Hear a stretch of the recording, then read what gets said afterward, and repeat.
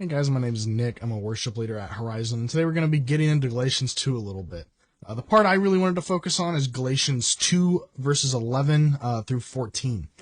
So here's the really quick and brief summary of when Paul rebukes Peter.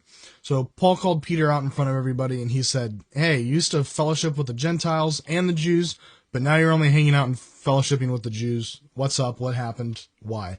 And what had happened was there were some Jewish Christians from Jerusalem who came down to do some teaching, but they believed that you had to follow these certain aspects and traditions of Judaism to truly be saved.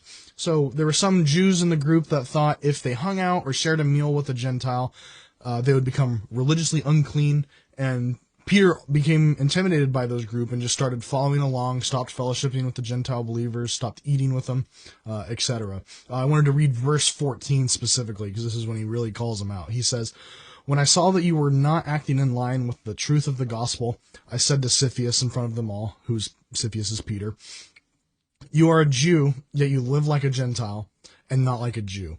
How is it that you force Gentiles to follow Jewish customs?" And what I get from this is just group influence is really powerful. Whether it be at church, at school, at work, the influence and pressure of group thinking is powerful.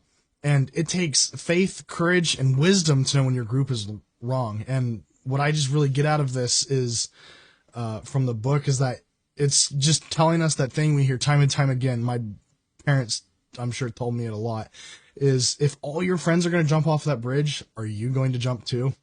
Are you just going to go along with the crowd?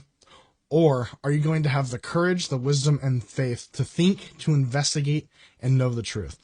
And not just go along with the crowd. Even if it's your crowd, because sometimes your crowd can be wrong.